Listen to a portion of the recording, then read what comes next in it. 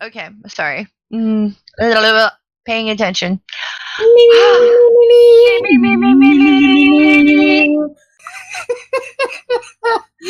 Oh, howdy, y'all. Hi. We're a little silly, but that's okay. That's going to be the theme of our new year, hopefully, right? Right. You gotta have some sillies, a little bit of happy, Batshit crazy. Yeah, because if you're not batshit crazy, then you're not aware of the world. It'll drive you to batshit crazy because there's a lot of dumb. There's so much dumb. Mm-hmm. Sure is. Have any New Year's resolutions? Yes, I'm gonna stop face palming. I don't think you can do it. If I don't, I'm gonna slap my face off my own body. So, like, oh, what's that? Oh, it's Faye's face. It's stuck on the wall. Again. So you're gonna take your face off. I'm gonna try to stop face palming so much. Good luck with that. Thank you. That might mean I have to stop listening to certain people, but hey. I think that means you'll have to buy like an underground bunker. Oh no, I can't do that. Completely hide from the world and have absolutely no access to the internet or the TV or anything whatsoever. That's true, but I can't do that because I'm cheap. I mean, think of all the money you would save on like internet and TV, and well, you don't have TV, so right. I don't know. You'd save a little bit of money. Maybe you could get more greenies for Patsy. She'd like that. She totally would. And you don't have to lose your face. That helps. It does. I think you should keep your face. I've never seen your face, but I imagine it's gorgeous. Oh, thank you. You're welcome. So, Seneca. Yeah. We are now on section 9. Can you believe it? Oh my god. That makes me sad. That means this is almost done, right? No. There's 21 sections. Oh, good. Then you're stuck with me. Ha ha ha. Ha ha ha, you're stuck with me. Yay! Last time in the other sections, we were talking about how once you allow anger to kind of push you over that cliff, then there's no stopping it. Once the passions overpower you and things like that, and to be very mindful of that and not allow the untrustworthy and fleeting truce between the passions to occur and all that stuff. Mm-hmm. The bargain between fear and greed and such. So now we're moving on. In the next place, anger has nothing useful in itself and does not rouse up the mind to warlike deeds, for a virtue, being self-sufficient, never needs the assistance of a vice. Whenever it needs impetuous effort, it does not become angry, but rises to the occasion and excites or soothes itself as far as it deems requisite, just as the machines which hurl darts may be twisted to a greater or lesser degree of tension at the manager's pleasure. Anger, says Aristotle, is necessary, nor can any fight be won without it. Unless it fills the mind and kindles up the spirit, it must, however, be made use of, not as a general, but as a soldier. Okay. Seneca says, now, this is untrue. For if it listens to reason and follows whether reason leads, it is no longer anger, whose characteristic is obstinacy. If, again, it is disobedient and will not be quiet when ordered, but is carried away by its own willful and headstrong spirit, it is then as useless an aid to the mind as a soldier who disregards the sounding of the retreat would be to the general. If, therefore, anger allows limits to be imposed upon it, it must be called by some other name, and ceases to be anger, which I understand to be unbridled and unmanageable. And if it does not allow limits to be imposed upon it, it is harmful and not to be counted among aids. Wherefore, either anger is not anger, or it is useless. For if any man demands the infliction of punishment, not because he's eager for the punishment itself, but because it is right to inflict it, he ought not to be counted as an angry man. That would be the useful soldier, who knows how to obey orders. The passions cannot obey any more than they can command. That's quite a statement that he's saying there. That anger and is one of those passions that can't be managed. It's just basically chaotic. You can't utilize it as a force of war or justice or things such as that, because once you are seeking actual justice, then it's no longer anger. It's something completely different. Like what? Self-righteousness? Or Like if you're... what do you think he's talking about here? Basically, he's saying that the passion in itself is not something that is thoughtful. It is something that just is and does and inflicts and takes over. It's not something as nuanced as justice or war. It cannot be tactical. It can't be bridled. It's basically a wild animal. Do you agree? On some levels, yes. I think that, you're going to have your initial anger, of course. And if you stay in that, then, I think it could be easily demonstrated that people do and say things that they don't mean when they're taken up in anger. Like when you're angry, you'll say shit that is just horrible and you shouldn't say, but you're in a state of anger, so there was no stopping you. There was no check and balance on that. Right. It's kind of like, I hate to put it this way, but I don't know how else to put it. It's kind of like the difference between the terrorist and the soldier. Soldier is going to follow orders. A terrorist is just going to provoke terror. That's their goal. Right. There's nothing that's going to stop somebody who's, especially like a suicide bomber. And anger is kind of a lot like a suicide bomber. As we've talked about before, Seneca has highlighted that anger is very self-destructive and will not stop until it gets its way, no matter what. So the vengeance that does come from anger will drag that other person down to hell with the person who's angry. It's kind of like, for lack of a better term, being possessed. Not that possession's real, but... Right. Well, I hear those kind of... I guess I want to use the word excuses, but it doesn't work. But I guess reasons for crimes of passion. Yeah. So they were so angry that they blanked out, and I don't know. Well, this doesn't disregard, a person's allowing that passion to overtake them. In fact, it's the opposite. It's saying if once you go over that cliff, yeah, there might be no stopping you, but you did have the ability to stop At some point, yeah. Yeah, there's an edge to that cliff, but once you go over it, it's over. Once you commit a crime of passion, you're responsible for it. You still go to jail. That's true. You still said all the things. You still killed the person. So it doesn't disregard the responsibility. In fact, it highlights it, in my opinion, from what we've read so far in Seneca's work here. I like it. You explain things nice. Yay! Yay!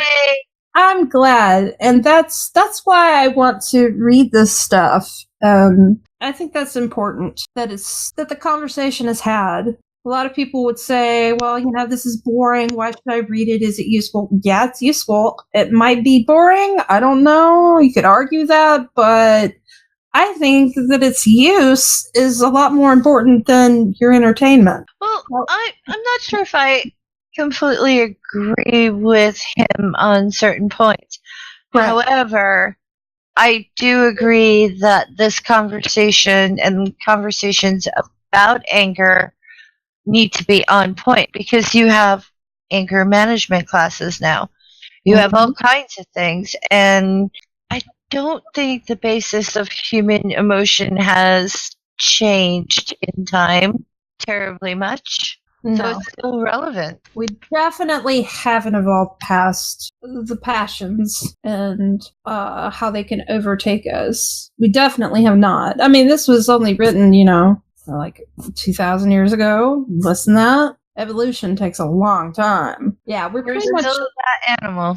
Yeah, and while his information at the time might be incorrect, he only could work with what he had. We still have the issues with these passions, specifically anger, and I see this, You can see this demonstrated every day. Anytime you turn on the news, you can see angry people doing crazy things. And even if you observe it in your own life, which I urge everyone to do, because self-examination is what this is about. Observe how your anger can overtake you and realize what that point is to where you've gone too far. Consider it, I think it's important for and your if you life. have gone too far, were you right? Usually not. Usually you're so blinded by rage that there's no talking to you. There's no, like I said, check and balances on that. You just got a crazy toddler running around just, I want, and there's no satiating it. I do that a lot. Me too. I think we all do that. And that's why this conversation is important. It impacts us all. Anyway, section 10.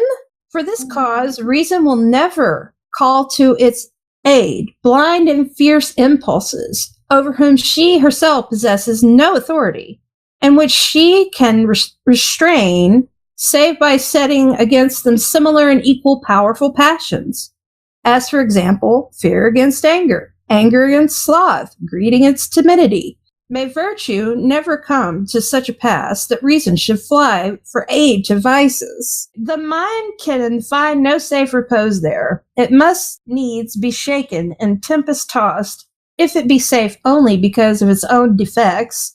If it cannot be brave without anger, diligent without greed, quiet without fear, such is the despotism under which a man must live if he becomes a slave of a passion. Are you not ashamed to put virtues under the patronage of vices? So this is, I think, really the heart of the matter. If you're a principled human being that knows right from wrong, why would you ever allow a moment of passion overcome those principles? When would you ever trade those in?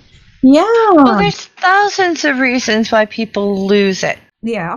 And this is not permission to lose it. But it's not. I guess the whole point is the fact that we can all lose it. Mm-hmm. And if someone's like, well, I'm angry and I'm going to behave this way and that's that, well, okay, as long as you give other people permission to be angry this very same way. Oh, what kind of world would that be? Fair. It might be fair, but it would be horrible. It would be horrible. But, I mean, if someone's going to be doing that, are they going to own their anger? If they are angry and they're going to lose it, like, I was so angry, everyone has to forgive me because I was angry. And I've met people like that. Mm-hmm. I've met people like that at college. Me too. There's education does not stifle that kind of attitude. No. And I think that's the whole thing. Like, that person might turn around then and say, oh, well, you were angry and you were being ridiculous. It's like, have you listened to yourself? That's the thing. And Seneca is asking here, are you not self-aware enough to have shame, to realize that you're setting aside your virtues and your morals just because you're in this fit of rage, like a toddler? Like, are you an adult? Sometimes no. I know, right? No, I'm serious. Me too. Pretty much all that we are kids in adult suits. And that is why, and the thing about it that's dangerous is we have more power than the kids have. That's the danger. Because now we can use our fits of rage to actually impact lives in very dramatic and potent ways. So this is why it's important to always question, always be mindful, always be willing to examine yourself and examine your emotions and get to know them. And if you can make good changes, do that. But in order to make these changes, you have to admit that you have faults, that you stumble, that you're not perfect, that just because you turned 18 doesn't mean that you're an adult. Have you ever run into someone who says, I'm a good person because of this, that, and the other thing? And I'm always thinking, are you? Are you just saying that because you've done a few good things? Or are you actually a good person? And how do you come to that evaluation? Yeah. Like, maybe they are a good person. Maybe they're not. I'm always wary of people who say, honest, I'm a good person. You can trust me. Really? Maybe that's me being a bit judgmental. You know, but in truth, what this says is, okay, I must be a good, if someone says they're a good person, it makes me pause as well, because it's basically saying, I'm not questioning myself. Right. I'm just a good person, end of story. Well, that might not be the case. We all have things that we have to work on. I can't say I'm a completely good person. Like, I might have good intentions and blah, blah, blah, but I make mistakes. I do shit that's not good.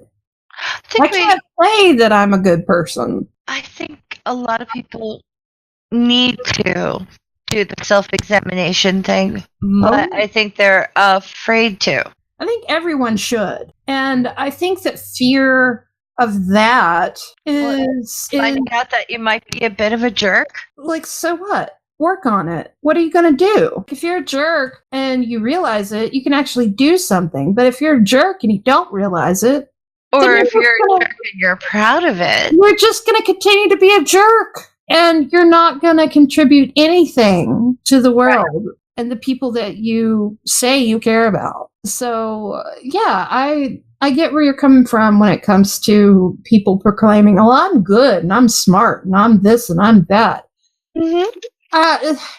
Not that people should be, I think there needs to be a balance between pride and humility. And that's where moderation comes in. I might be good at some things, and I can grant myself that. I'm allowed to do that. But am I the best? Am I perfect? Hell no. We need the nacho recording now. Mrs. Snarky is the best. I can't do his voice. Is the best. That was amazing. I love you, Nadja. I hope you're having a great new year. Anyway. I hope so too. So, yeah, I think you've made some really good points. Really good points. Well, I mean, self-awareness is important for anger, but it's also important for, I don't know, every decision you make. Yes, indeed. And you know, you might think you know yourself, but do you? Yes, that's the thing. It's baffling to me how people will be curious about all kinds of different things, but they are the biggest mystery in their entire life. And it remains to be the case. No matter how much examination I do, there's still a lot of mystery to me. And I know that sounds like self-absorbed or whatever, but... Well, what do you call it? Have you ever asked a child, why did you do that? Oh, only a billion times. I don't know. Yes, exactly. I do things and I have no clue why I do them. I bite the shit out of my nails. In fact, I have a tissue wrapped around my pinky because I bit it and it bled. Oh, well, you're just going to have to stop doing that now. Oh, like, why do I do it? I don't know. I'm stressed. It's a habit. But why is it a habit? You know, it just goes down this rabbit hole of why. There's always a mystery to be had when it comes to human behavior. So, what can you do about anger, though, with self-awareness?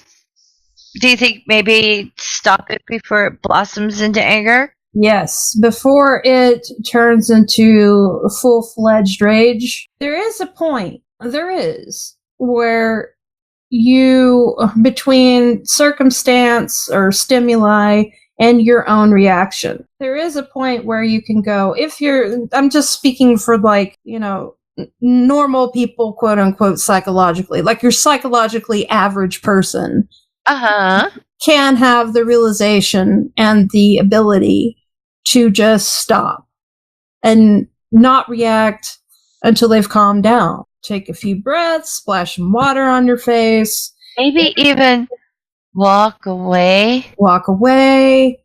Say nothing. Don't respond until you have thought about it, until you've examined it and why you were so angry and how to best approach it. And I mean, a lot of people might call this immature, but there's nothing wrong with seeking an advocate. No, there's not.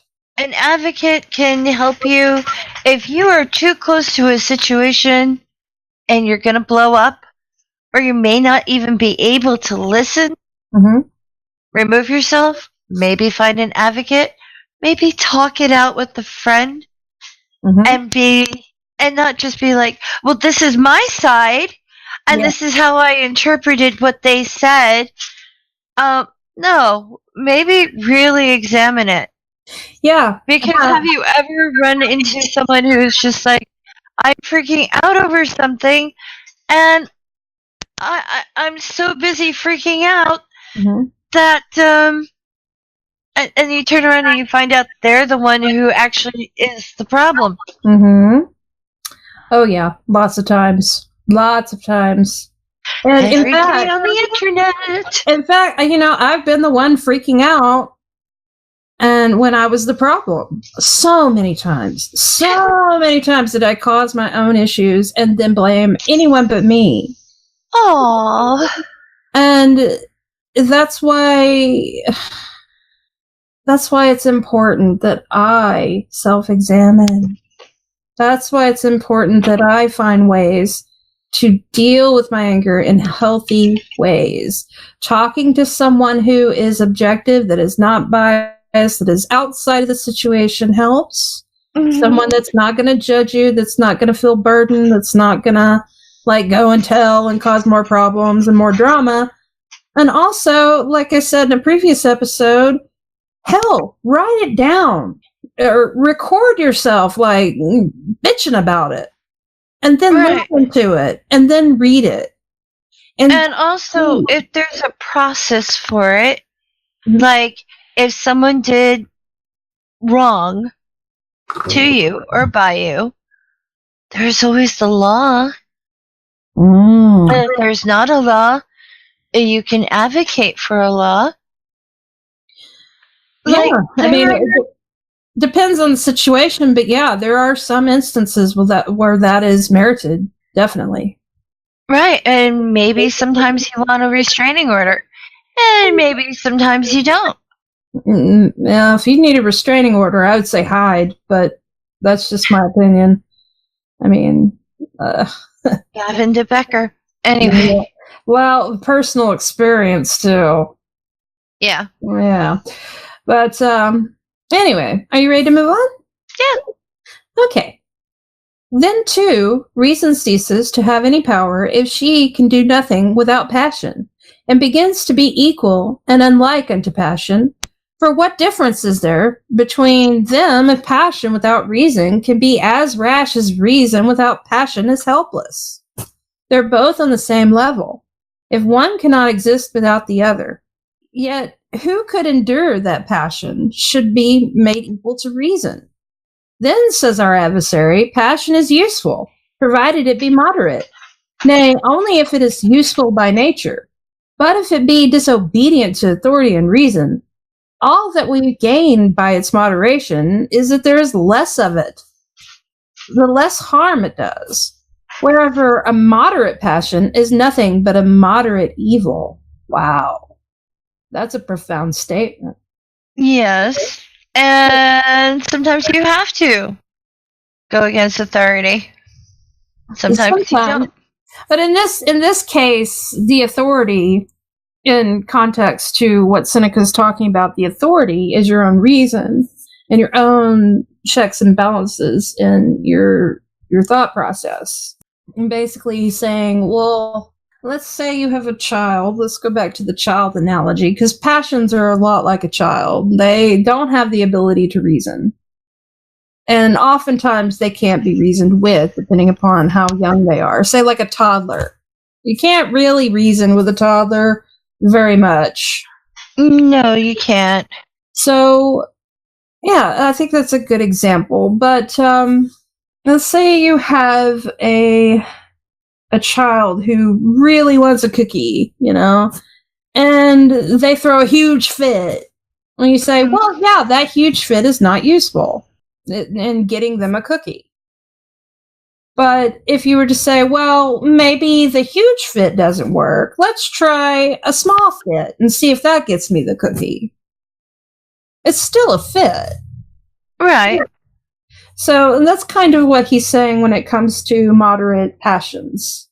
But sometimes you should have that fit. Sometimes. But like, you know how it's people choose to take offense and blah blah blah and this, that, and the other thing. There are some things that should be offensive. Well, should is kind of in the eye of the beholder, right? Yeah, but like we could go like instinctually, it's right. Protect the young. Yeah, definitely.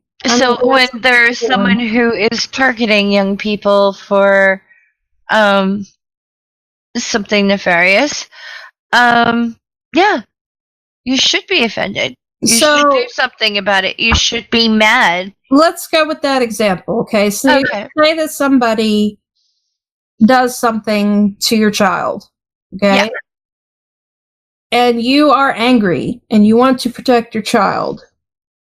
Right. Would it be better to go with your passion and take justice, quote unquote, into your hands? Many forms of justice, though. Or would it be better to use reason and use the authority and the systems that are put in place to deal with these issues? That's the distinction that Seneca is making. If you can get justice through an authority, though. No? Do what? You can get justice through an authority. Yes, exactly. You don't have to be a vigilante. Exactly. But there are different ways to, yes, you can be mad. You can be outraged and, do your rage thing, but you can do the rage thing responsibly. Exactly. That's exactly what... Now, Seneca is not necessarily saying that. What Seneca is saying is that basically it's better to use reason to deal with things if you want true justice and you want true protection. But I say that if you are feeling these passions, if you're a passionate person, which I am, I'm an artistic person, I can funnel that into something creative. Right.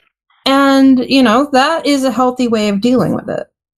Or you can make a sign and stand in front of a building and say, stop. Yeah. Mm-hmm. That's a healthy way of using your outrage. Yep. I agree with that. And like I said, there's no one philosopher, there's no one person that I completely agree with. So I'm with you on the opposition to what Seneca is presenting in terms of, well, there's absolutely no use. I don't think there's any absolutes, which is an absolute statement. And I see the irony in it, y'all. I see the irony.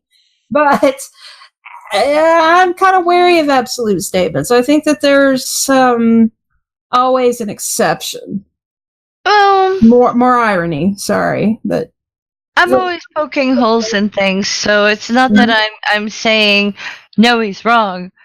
It's just things are, like we were saying before we started recording, things are multifaceted. Yes. There's more than one way to look at it. There's more than one way to cut a subject.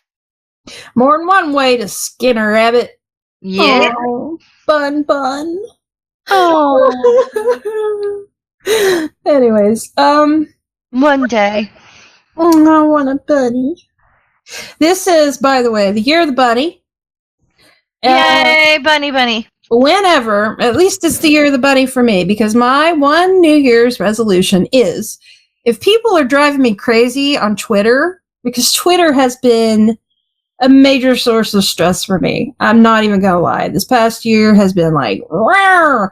So if I see a stupid comment or a troll or just something that is just so ridiculous that I don't even wanna, I'm just gonna throw a bunny at it. So makes sense to me. I think fighting things with cute. yes.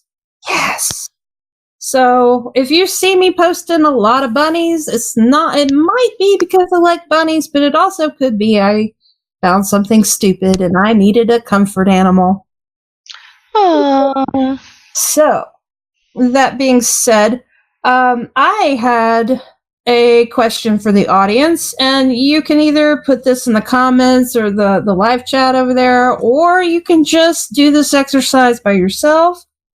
I want people to question, when has there been a time when their passions were truly more useful than their ability to reason?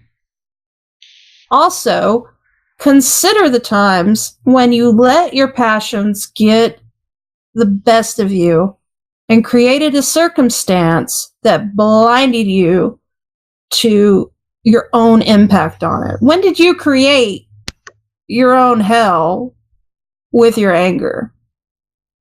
Has this ever happened? If it has, what can you do about it in the future? You can't change the past, so don't feel guilty about it. Just look at it objectively. Just say, okay, this is where I went wrong. This is where I went too far. What could I have done to stop it? What can I do in the future to stop myself from behaving this way again? Because it's a pattern. You get in these patterns of allowing emotions to overcome you. And then sometimes it's like, yeah, okay, if you're experiencing grief or you're experiencing being attacked, you're going to feel anger. Of course you're going to be sad or, insert appropriate emotion here. But the question is, how far did you allow it to go? Did it go too far? Did it impact your life? Think about these things. Yeah, definitely. Any questions that you want to ask?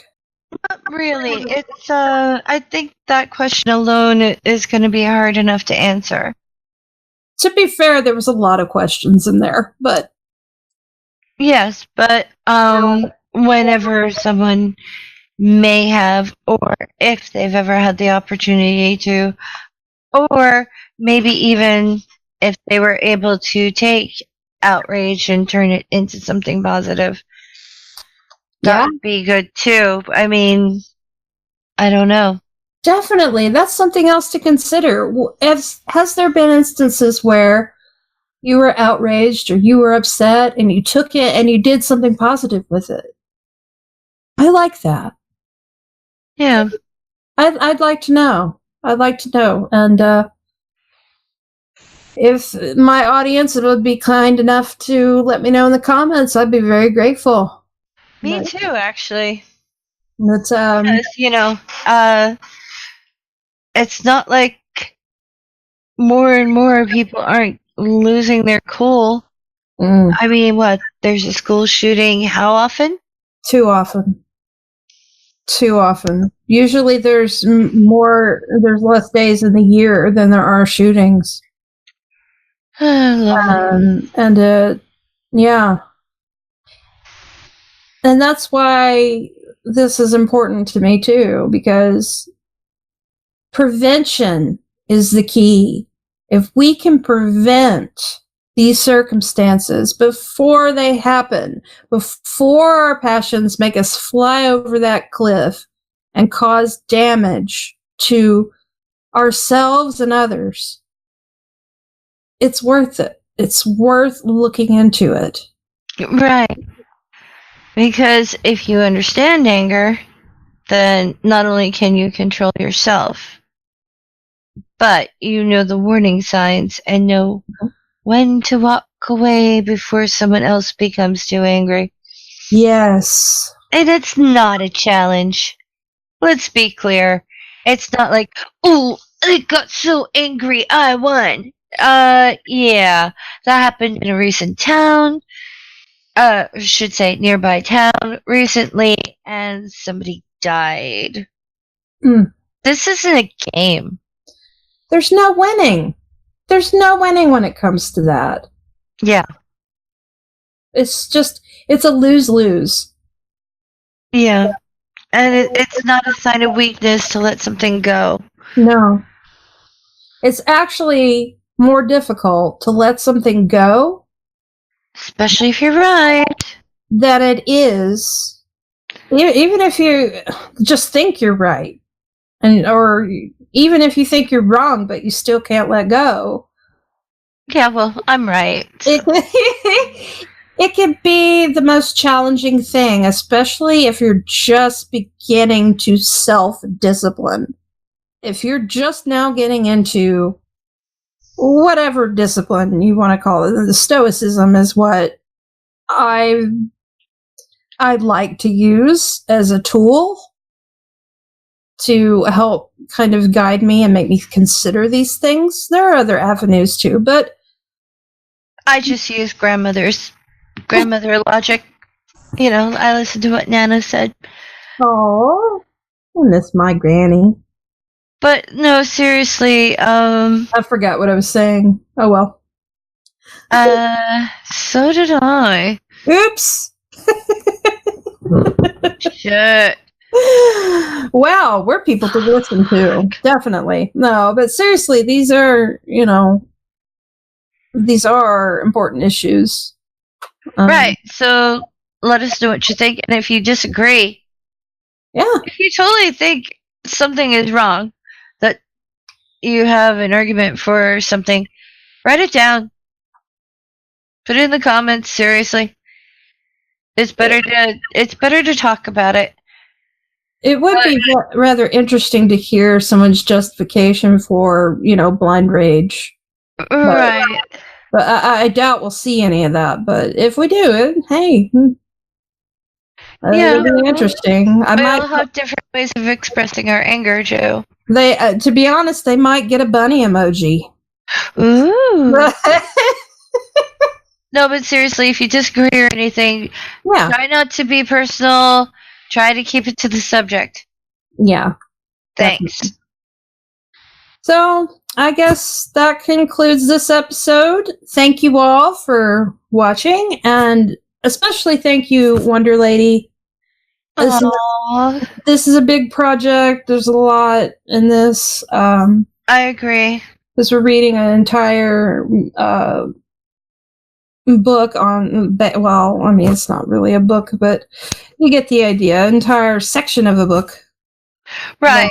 That is focused on this one issue, and it's important to me, and I'm glad that I'm not alone in that. So thank you so much for your effort. And subscribe to Wonder Lady.